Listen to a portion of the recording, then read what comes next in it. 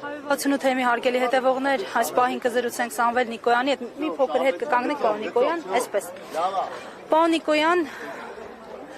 խնդրեմ պատմեք ձեր մտերմության մասին Աշոտ Նավասարդյանի հետ եւ այն պատգամը ու ուղերձը, որը կարծում եք, որ հենց այժմ էական է, որն էր, որ փոխանցել է Նավասարդյանը։ Գիտեք, նախ Աշոտ Նավասարդյան ծննդաշնորհավոր հզոր հայրենի, հզոր մարդ, որ իր կյանքը ինքը նվիրեց տառապանքների բովով անցավ, բանդերով, ճամբարներով անցավ եւ իհարկե ինքը երազած անկախ Հայաստանը տեսավ, չկարողացավ այլել։ Ասեմ, որ այո, նա կուսակցության ղեկավարն է եղել, նա կուսակցության հանրապետական կուսակցության հիմնադիրն է եղել, գաղափարախոսն է եղել։ Ինքը ազգային միացյալ կուսակցության երթվալ անդամ էր եւ այդ գաղափարախոսությունը հանրապետական կուսակցության հիմքերի հիմքն է, որը ամբողջությամբ դա ազգային է, ամբողջությամբ դա պետական է, ամբողջությամբ անկախական է։ Ինքը գիտեք ինչպես, համ գրիչի մարդ էր, ինքը փիլիսոփայական մտքեր էր գրում, մեկ որ կարդում եմ, մտածում եմ այս աննժդի մտքերն են ասա, այս Աշոտ Նավասարդյանի մտքերն է, որ ինքը գրի արել։ Ինքը նաև պատերազմի մարդ էր, ինքը գտնում էր, որ յուրաքանչյուր հայ պետք է նաև զինվոր լինի, իր հայրենիքի համար պետք է պատերազմ տա, եւ ինքը այդպեսին էր, ինքը ուներ ռազմական ֆորմա եւ այդ ինքը գնում էր ճակատ, ինքը անմիջապես մասնակցություն էր ունենում, այսինքն եւ գաղափարական, եւ քաղաքական, եւ ռազմական ճանապարհով ինքը հայրենիքի պաշտպանության գործի առաջամարտիկներից էր։ Գիտեք, նման մարդկանց տեղը էներգետիկա ունեցող կրակ մարդ էր, հա։ Ինչի որ ասես, այլ իրանց հետո ինչ որ լրացվում է, այդպես չի լինում։ Յուրաքանչյուր անհատ եթե ինքը զոնանատ է,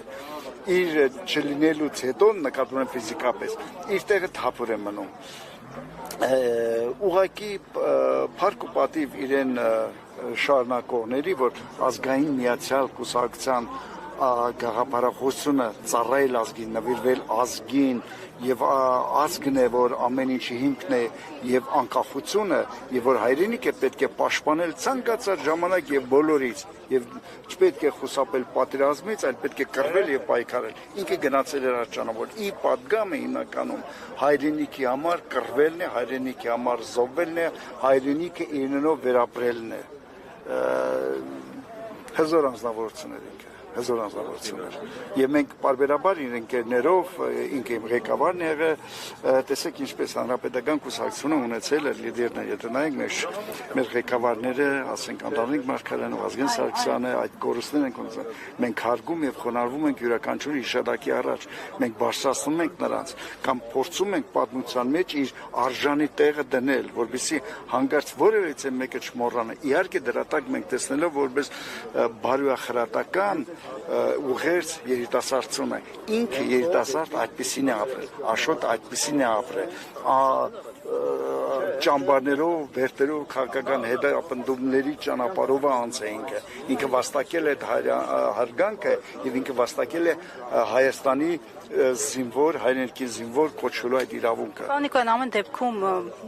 ազգային պետական գործիչների արածը այսօր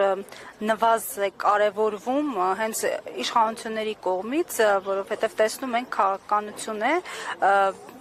տարվում, որ օրինակ ամբիոններից հայտարարվում է շարժումները, Ղարաբաղյան շարժումը օրինակ մոռանալու մասին, չհիշելու մասին ազգային իղձերը եւ այլն։ Այս համատեքստում ինչպես անել, որ Աշոտ Նավասարդյանի ավանդը չնսեմացվի։ Տեսեք ինչա, այնինչ մենք անում ենք այս 7 տարի փողոցում, ձեր լրագրողներ մեր ամենօրյա աշխատանքում անում ենք հենց դա։ Այսօրվա այս որ փորձում ենք բացել այս Աշոտ Նավասարդյանի տուն-թանգարանը, այսպես ասեմ, նվիրված է դրան, հասկանում եք։ Այսօր ցավոք սրտի եւ յուրաքանչյուր ազգի պատմության մեջ լինում են այսպես մութ օրեր, այո, այսօր մեր ազգի, մեր պատմության ամենամութ օրերն են, եւ երբ ցեղի տականքը հաղթել է ցեղին։ Ամենահավորը դա է այսօրվա ամբողջ